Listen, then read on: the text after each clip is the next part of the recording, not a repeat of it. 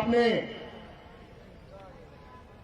भारत के गृह मंत्री शेर बब्बर, हिंदुस्तान की जनता के हृदय की धड़कन माननीय अमित शाह जी से निवेदन करूंगा कि आप अपना उद्बोधन दें।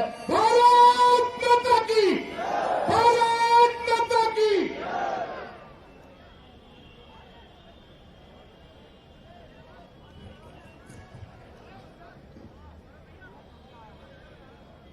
मेरे साथ बोलिए, भारत माता की।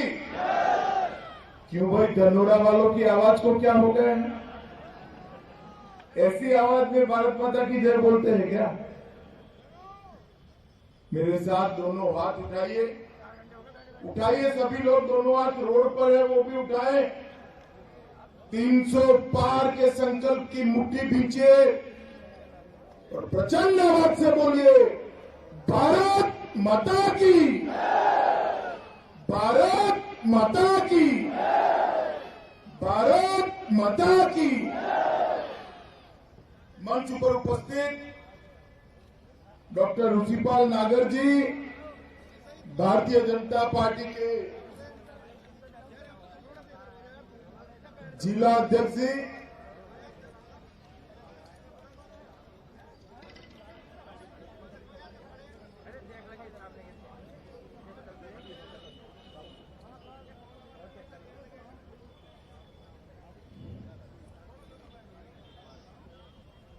जिला के प्रभारी श्री विकास अग्रवाल जी, हमारे प्रवक्ता कृष्ण गोपाल जी, हमारे पूर्व सांसद कंवर सिंह तंवर जी, और जिनको जिताने के लिए मैं यहां आया हूं, ऐसे हमारे युवा प्रत्याशी भाई राजीव तरारा जी, और आज धनोरा की इस भूमि पर आए हुए प्यारे भाइयों, बहनों, माताओं और मेरे जिगर के टुकड़े जैसे युवा मित्रों।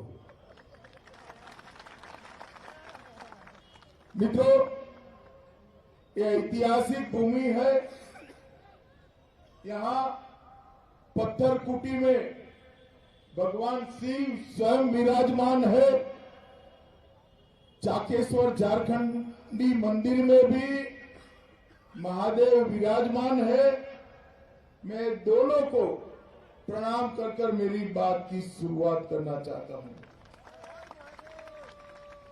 मित्रों, आज मैं यहां आया हूं,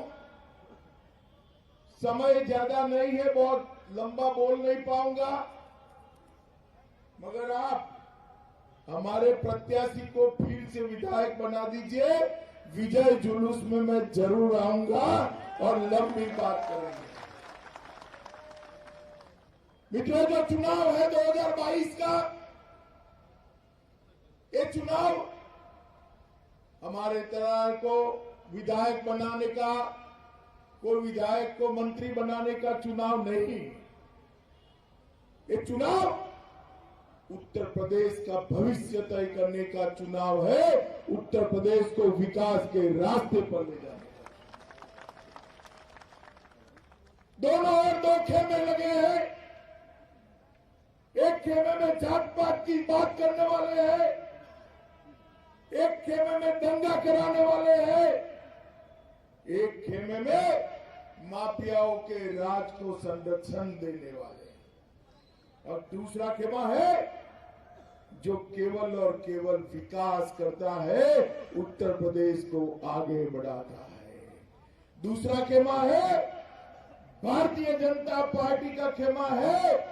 मैं पूछने आया हूं आज धनोरा वालों को, धनोरा वालों, आज मुझे बताओ, गजरोला के अंदर कोई बाहुबली बाकी बचा है क्या? जोर से बोलो, बचा है क्या? कोई मां बहनों के सम्मान के साथ छेड़खानी कर सकता है क्या? कोई आपको परेशान कर सकता है क्या? कोई आपकी भूमि को कब्जा सकता है क्या? 5 साल के अंदर ये जो पलायन करने वाले थे, उनको चुन चुन कर पलायन कराने का काम भारतीय जनता पार्टी की सरकार ने किया है। आज पूरे उत्तर प्रदेश के अंदर माफिया दिखाई पड़ता है तो तीनों जगह पे दिखाई पड़ता है। एक जेल में दिखाई पड़ता है, दूसरा उत्तर प्रदेश के बाहर दिखाई पड़ता है और तीसरा समाजवादी पार्टी की विधायक के प्रत्याशी की सूची में दिखाई पड़ता है और कोई जगह पे माफिया नहीं है। मैं जो पूछता हूं इसका जवाब दीजिएगा भाइयों बहनों। आज मुझे बताओ ये आजम खान कहां है? अरे जोर से बोलो, सुनाई नहीं पड़ता। कहां है? अतीक अहमद कहां है? मुख्तार अंसारी कहां है? अगर भारतीय जनता पार्टी की सरकार न होती तो ये जेल में होते क्या? होते क्या? होते क्या? अगर आपने गलती कर दी होने की संभावना ही नहीं है, मगर कर दी तो बाहर आएंगे या नहीं आएंगे? लाना चाहते हो क्या? नहीं लाना चाहते हो तो फिर से योगी आदित्यनाथ के नेतृत्व में कमल फूल की सरकार बनानी पड़ेगी मित्रों, कमल फूल की सरकार। मैं अभी यहां आ रहा था, कंवर सिंह जी मेरे साथ गाड़ी में बैठे थे। मैं रोड देखकर चकित हो गया। मैंने कंवर सिंह जी को पूछा, कंवर सिंह जी ये तो रोड बड़े चकाचक हो गए। उन्होंने कहा 5 साल पहले गड्ढे थे और कीचड़ लगता था। आज भारतीय जनता पार्टी की सरकार ने पूरे उत्तर प्रदेश में रोड बना दिए हैं मित्रों, रोड बना दिए। ये गंगा एक्सप्रेस वे काशी तक जाता है। मोदी जी ने बाबा विश्वनाथ का दरबार फिर से सजाया है, कॉरिडोर बनाया है। गंगा एक्सप्रेसवे 23 में खत्म हो जाएगा। वहां जाकर मां गंगा का शुद्ध जल लेकर आप बाबा विश्वनाथ पर अभिषेक कर सको, ऐसा एक गंगा एक्सप्रेसवे बनाने की भी शुरुआत। मित्रों, सपा बसपा बसपा सपा ये बुआ भतीजा की सरकार में उत्तर प्रदेश पूरे देश के अंदर पिछड़ा राज्य बन गया। इतने बड़े सूबे की सरकार और उसकी अर्थव्यवस्था देश के 7वें नंबर पर थी। कौन से नंबर पर थी? जोर से बोलो, कौन से नंबर पर? 5 ही साल में मोदी जी के नेतृत्व में 7वें नंबर से दूसरे नंबर पर लाने का काम हमारे योगी आदित्यनाथ ने करा है मित्रों। धनोरा वालों खुश मत हो जाओ, गजरोला वालों मैं बताकर जाता हूं, एक मौका और भारतीय जनता पार्टी को दे दो। ये दूसरे नंबर से 2 ही साल में पहले नंबर पर ले जाने का काम ये भारतीय जनता पार्टी। मित्रों, आज पूरे उत्तर प्रदेश में विकास आगे बढ़ चुका है। अखिलेश जी अभी बस ले लेकर घूमते हैं। मैं पूछना चाहता हूं अखिलेश यादव जी को, अखिलेश जी आपकी सरकार थी, ऊपर सोनिया मनमोहन सिंह की सरकार थी, आपने और बहन मायावती ने दोनों ने उसका समर्थन किया था। उत्तर प्रदेश को सालाना कितना रुपया देते थे मित्रों? 2013-14 में मोदी जी की सरकार आई, उसके पहले उत्तर प्रदेश को 66,623 करोड़ रुपया एक साल में देते थे। कितना देते थे? 66,000 करोड़। बोलो जरा कितना? मोदी जी ने अभी 22-23 का बजट रखा, 66,000 करोड़ को बढ़ाकर 1,46,500 करोड़ रुपया उत्तर प्रदेश को देने का काम करा। भैया अखिलेश जरा हिसाब किताब लेकर आ जाओ और फिर गजरोला वालों से वोट मांगो कि हमने ये करा है, हमें वोट दीजिए। आपके शासन में केवल और केवल दंगे करने का काम हुआ। गजरोला वालों, 2012-13 के दंगे याद है या नहीं है? जरा जोर से बोलो, याद है या नहीं है? अत्याचार करने वाले बाहर घूमते थे और जो अत्याचार का भोग बने थे वो निर्दोषों को जेल की सलाखों के पीछे डाल देने का काम किया था। उत्तर प्रदेश में भारतीय जनता पार्टी की सरकार आने के बाद एक भी दंगा हुआ है क्या? बताओ भाई, हुआ है क्या? कर्फ्यू डालने में लगा है? दंगों के कारण कोई जेल में गया है क्या? मित्रों, डकैती में 70% की कमी आई, लूट में 62% की कमी आई, हत्या में 31% की कमी आई और बलात्कार में 50% से ज्यादा कमी आई है। यही बताता है कि हमने उत्तर प्रदेश के अंदर बदलाव किया है। मित्रों, मोदी जी ने उत्तर प्रदेश की गरीब जनता के लिए 1,67,00,000 गैस का सिलेंडर देने का काम किया है। 1,67,00,000। 70 साल तक किसी ने इनके घर में, गरीबों के घर में गैस नहीं भेजा था। मित्रों, 1,41,00,000 परिवारों में बिजली पहुंचाने का काम देश के प्रधानमंत्री नरेंद्र मोदी जी ने किया है और 15 करोड़ लोगों को कोरोना के कठिन काल में 2 साल तक प्रति व्यक्ति 5-5 किलो अनाज देने का काम भारतीय जनता पार्टी के नेता और देश के प्रधानमंत्री नरेंद्र मोदी जी ने किया है। 42 लाख गरीबों के आवास बनाए हैं। 2,54,00,000 किसानों को प्रति साल 6,000 रुपया, 37,521 करोड़ रुपया डायरेक्ट किसान के बैंक के अकाउंट में भेजने का काम भारतीय जनता पार्टी की सरकार है। भाई, इतने सारे लोग हैं, रोड भी पूरा भरा पड़ा है। मुझे बताओ कितने लोगों ने कोरोना का टीका लिया है? जरा हाथ ऊपर करो तो। ले लिया ना? तीसरी लहर में बच गए ना? अगर कोरोना हुआ भी तो जुकाम जैसा हुआ, किसी की मृत्यु नहीं हुई। सच बात है ना? जरा जोर से बोलो भाई, सच बात है ना? ये टीका लेने में 1 रुपया देना पड़ा है क्या? देना पड़ा है? ऊपर से सरकार ने चाय कॉफी भिजवा पिलाकर भेजा ना? जरा जोर से बोलो, भेजा ना? ये अखिलेश कहते थे ये तो मोदी टीका है, मैं नहीं लगाऊंगा, आप भी मत लगाइए। मित्रों, 1 महीने तक तो बोलते रहे, बाद में डर के मारे दुमक कर टीका लगा दिया उन्होंने। मगर मुझे बताओ भाइयों बहनों माताओं, अगर हम उत्तर प्रदेश वाले उनकी बातों में आते तो तीसरी लहर में हमारी जान बचती क्या?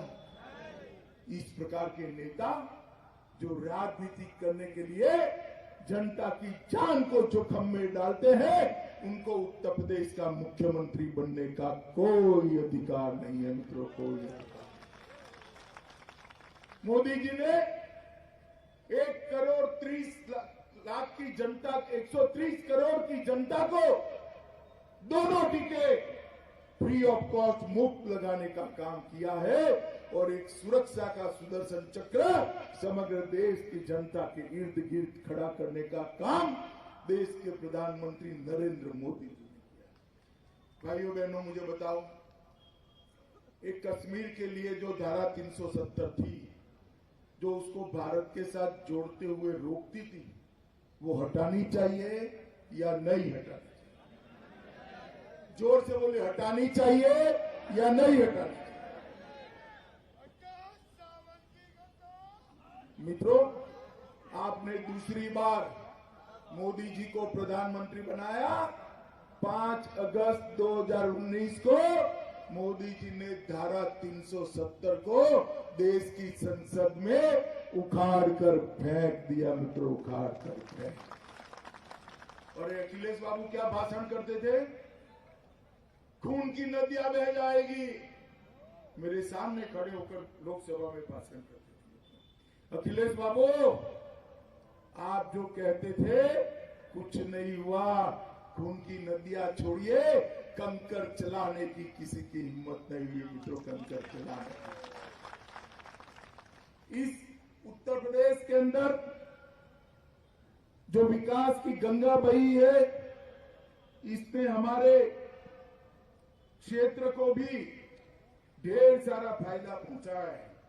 मित्रों, प्रसिद्ध टिगरी मेले को सरकारी घोषित कर उसको सम्मान देने का काम हमारी सरकार ने किया। मां गंगा के किनारे भी मेलों की व्यवस्था हम चालू कर रहे हैं। 1.5-2 दशक से बंद पड़ी डिंगरा बिजली घर को चालू कराने का काम भारतीय जनता पार्टी की सरकार ने किया है। 70 करोड़ से नए बिजली घर का निर्माण भी कराने का काम भारतीय जनता पार्टी की सरकार ने किया। ये नौगांव सदात के गजस्थल में राजकीय ITI का निर्माण भारतीय जनता पार्टी ने करा है। अमरोहा जनपद में 11 ऑक्सीजन प्लांट लगाए हैं। 73,000 माताओं को गैस का सिलेंडर दिया है। 1,10,000 गरीबों को घर में शौचालय बनाया है। अमरोहा जनपद में 1,32,000 लोगों के घर में बिजली पहुंचाने का काम किया है। ढोलक और बीड़ी और जैकेट बनाने के हमारे परंपरागत व्यवसाय को आज उत्तर प्रदेश की सरकार आगे बढ़ा रही है, जिससे मेरे ढेर सारे अनुसूचित जाति के भाइयों को रोजगारी मिलने वाली है। लगभग 14,000 मकान बनाए हैं और 66,000 लाभार्थियों को घर में बिजली पहुंचाने का काम किया है। माताओं, भाइयों, बहनों, मैं इतना ही कहने आया हूं। मोदी जी ने इस देश को सुरक्षित किया है। 10 साल तक 2004 से 14 तक इस देश में सोनिया मनमोहन सिंह की सरकार चली और ये सोनिया मनमोहन सिंह की सरकार सपा और बसपा के समर्थन से चली। और 10 साल में क्या हुआ? ये आलिया, मालिया, जमालिया पाकिस्तान से आते थे, घुस आते थे, हमारे जवानों के सर काट कर ले जाते। और मित्रों, देश के प्रधानमंत्री के माथे पर जू नहीं रहती थी, उफ नहीं कर सकते, हिम्मत नहीं थी, क्योंकि वोट बैंक से डरते थे, उनकी वोट बैंक से। हम नहीं डरते जी। आपने 14 में सरकार बना दी, उरी पर हमला हुआ, पुलवामा में हमला हुआ, 10 ही दिन में मोदी जी ने एयर स्ट्राइक और सर्जिकल स्ट्राइक कर पाकिस्तान के घर में घुसकर आतंकवादियों का सफाया। मोदी जी ने पूरे देश में, पूरी दुनिया में एक संदेश भेजा है। भारत की सीमाओं की ओर कोई आंख उठाकर देख नहीं सकता। भारत के जवानों की जान के साथ कोई खिलवाड़ नहीं कर सकता। अगर किसी ने हिमाकत करी तो उसको दंड दिया जाएगा और वो अपनी जान से चला जाएगा। ये संदेश देश के प्रधानमंत्री नरेंद्र मोदी जी ने दिया। मित्रों, आज मैं भाई करारा को जिताने की अपील करने के लिए आया हूं। इसको जिताते ही आप योगी आदित्यनाथ को भी हाथ मजबूत करेंगे और नरेंद्र मोदी जी के भी हाथ मजबूत करेंगे। मुझे बताओ, कमल के निशान पर बटन दबाओगे क्या? जोर से बोलो, दबाओगे? करारा को जिताओगे? यहां से एक कमल का फूल लखनऊ विधानसभा में भेजोगे? मोदी जी के हाथ मजबूत करोगे? योगी जी के हाथ मजबूत करोगे? तो मेरे साथ दोनों हाथ उठाइए, उठाइए दोनों हाथ। 300 पार के संकल्प की मुट्ठी बीचिए और प्रचंड आवाज से बोलिए, भारत माता की, भारत माता की, वंदे वंदे वंदे